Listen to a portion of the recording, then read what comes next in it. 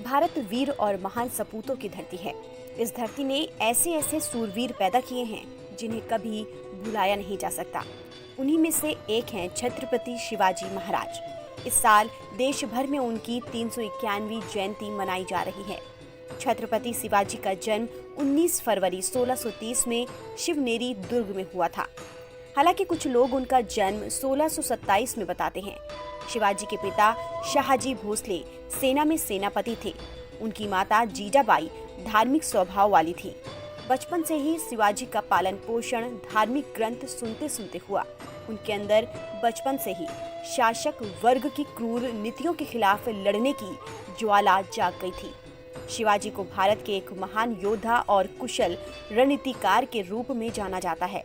शिवाजी ने gorilla war की एक नई शैली विकसित की थी। शिवाजी ने अपने राजकाज में फारसी की जगह मराठी और संस्कृत को अधिक प्राथमिकता दी थी।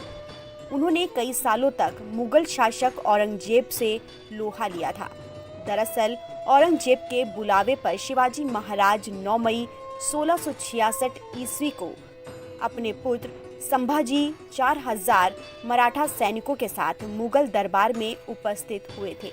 लेकिन औरंगजेब द्वारा उचित सम्मान न हासिल होने पर शिवाजी ने भरे हुए दरबार में औरंगजेब को विश्वासघाती कहा, जिसके बाद औरंगजेब ने शिवाजी और उनके बेटे को जयपुर भवन में कैद कर दिया। वहां से शिवाजी 13 अगस्त 1666 ईस्वी को फलों की टोकरी में छिपकर फरार हो गए और 22 सितंबर 1666 ईस्वी को रायगढ़ पहुंचे। इसके बाद 1674 ईस्वी में शिवाजी ने खुद को मराठा साम्राज्य का स्वतंत्र शासक घोषित किया और उन्हें रायगढ़ में छत्रपति शिवाजी के रूप में ताज पहनाया गया। राज्याभिषेक के बाद उन्हें हिंदू धर्म के रक्षक का खिताब मिला था। ये ताजपोशी लोगों को भू राजस्व इकट्ठा करने और कर लगाने का वैध अधिकार देती है।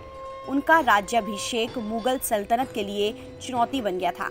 हालांकि छत्रपति शिवाजी की मुगलों से पहली मुठभेड़ 1656 से 57 में हुई थी।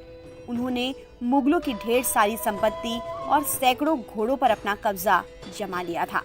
कहा जाता है कि 1680 में कुछ बीमारी की वजह से अपनी राजधानी पहाड़ी दुर्ग राजगढ़ में छत्रपति शिवाजी की मृत्यु हो गई थी।